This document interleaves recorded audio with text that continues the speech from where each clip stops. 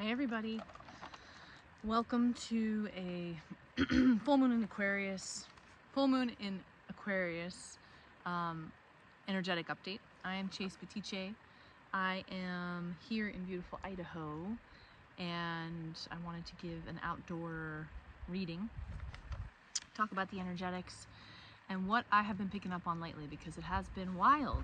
I don't know if you guys are feeling it, but the times are insane. Well, they're sane and insane. How about that? So there's a few different aspects that are happening, but one of the big things is this is at a 27-degree point.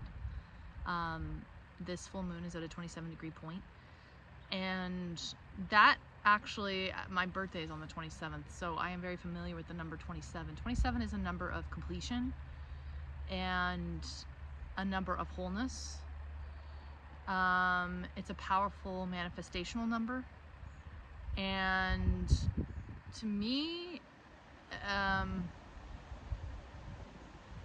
it's hard to say that anything in this era is ever finished, but it does feel like we are moving through another cycle of initiation or some sort of completion of a cycle of initiation.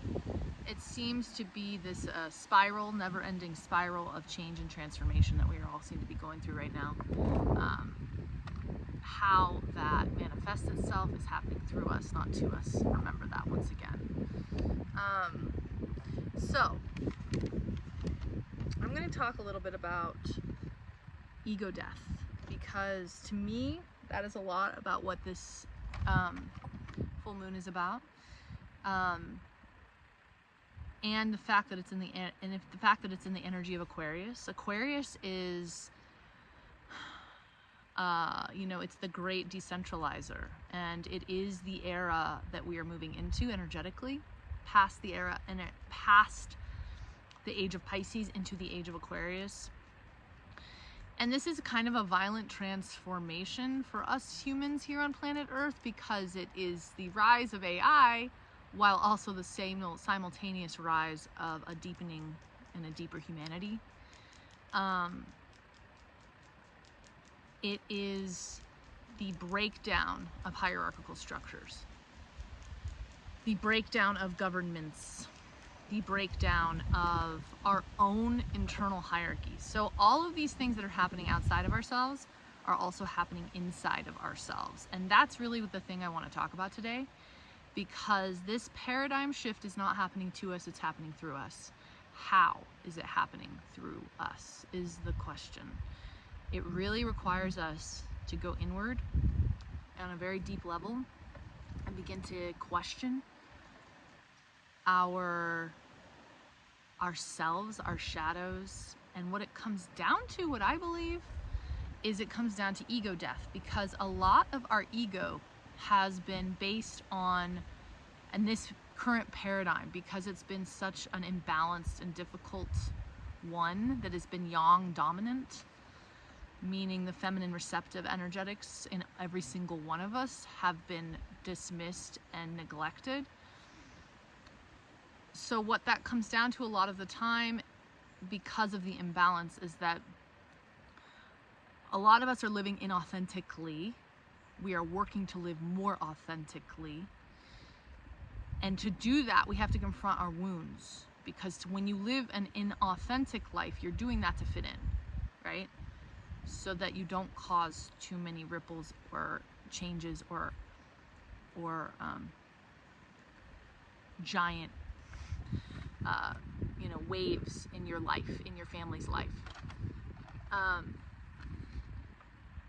When we want to live more authentically, when we're on the journey of living more authentically, it really requires us to look at our wounding, because I do firmly believe that our egos are made up of our wounds. The way we operate in the world and the way our consciousness operates in the world, a lot of it is made up with our wounding. The way that we, I hope this doesn't fall. It's a very precarious setup I have here.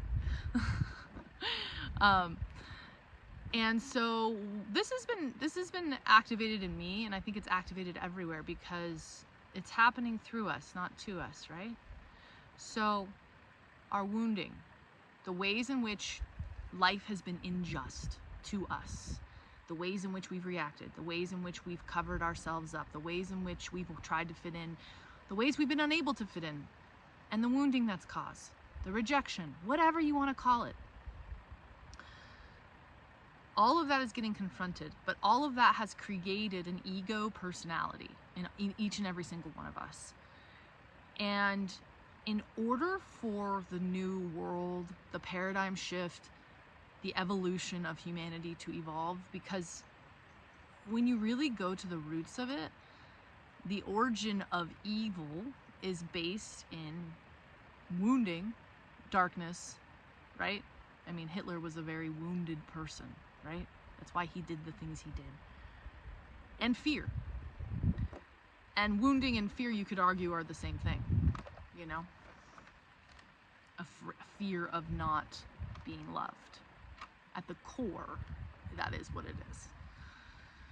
So we have to look here at the bigger picture, because in this age of transformation, the only way for us to move past war and strife and 3D crap is to move and transcend and bring light to our wounds so that we may evolve. And this requires an ego death, because our wounds a lot of the time are the things that hold us together. It's our justification. It's our ethos. It's the way we've chosen to live our lives. Our belief systems are centered a lot of the times around our wounds. And so to give those up is a huge shift, requires a huge shift in our consciousness. And it requires nothing but absolute surrender of everything we have. And, you know, I was talking with a friend today, we were talking about this, and, you know, I believe these are the origins of wisdom. This is what wisdom is. This is what the origin of wisdom is moving past your wounds, being able to take the high road. That's what that means. Rising above, that's what that means. The idea of surrender, the idea of release. The universe is green. The idea of, hold on one sec. I have a very precarious setup here, so just gonna have to bear with me.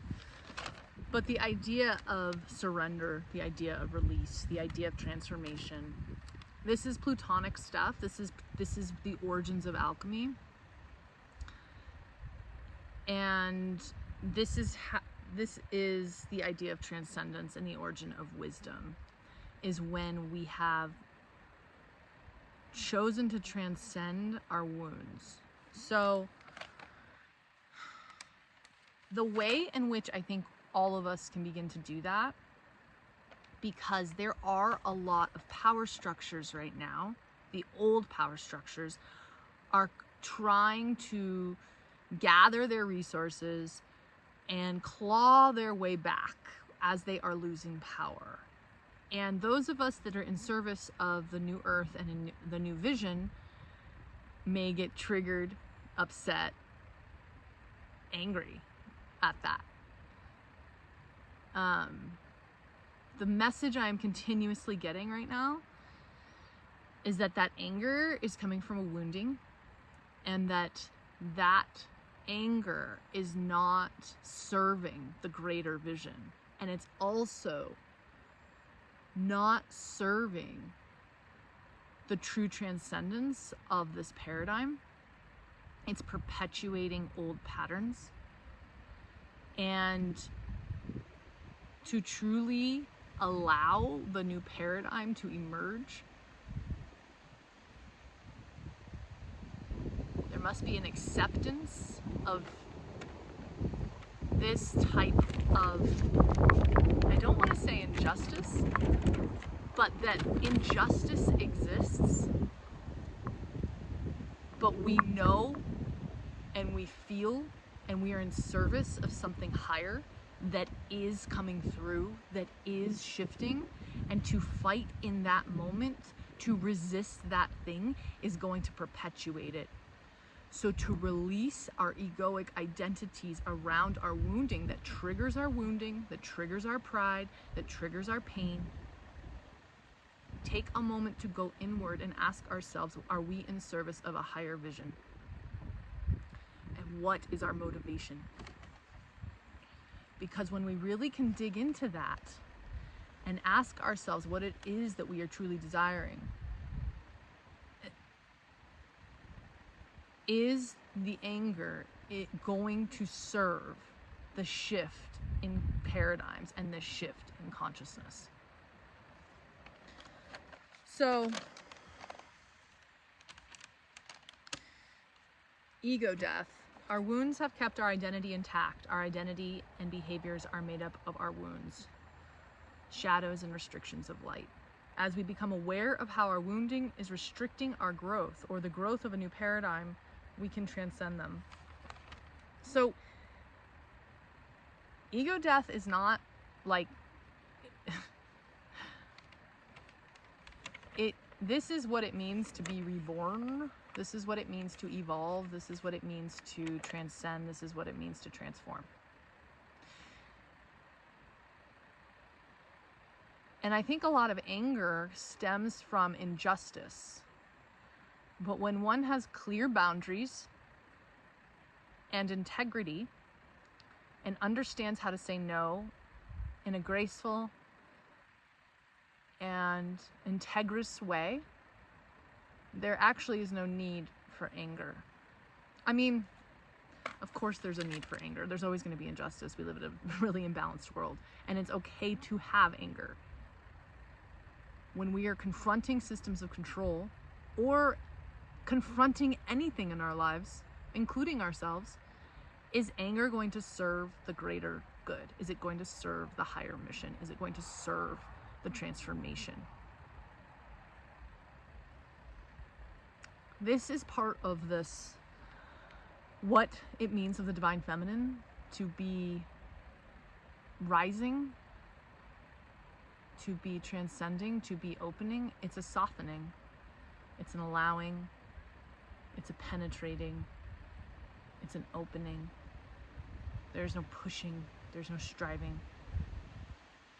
And this really is what every single one of us here on planet Earth is going through right now, because we've all been indoctrinated into a yang dominant culture that is pushing and striving and competing and comparing. Acceptance, allowing, is part of our cycle of initiation. It's part of the ego death process. The ego death process is necessary. It's not easy. A lot of us will hold on to our wounds greater than anything else. We'd rather die. We'd rather physically die than let go of the stories that are attached to our wounds, even if they're totally true, even if they are totally right, even if they're totally accurate. Yet those stories are destroying us. Yet those wounds and the perpetuation of our behaviors in accordance with those wounds are limiting us, restricting our growth. A lot of us will refuse to release them or give them up. I believe that this is a call currently, especially on this full moon, at this culmination point, to open to the transcendence of woundedness, because there is a cosmic war going on right now, but it's happening through us, not to us. So taking the high road, what does that really mean? Allowing something to exist without fighting it. And opening to having true and authentic ability to say no in a simple and direct manner. I believe those two things are kind of the wave of the future. And something to think about. So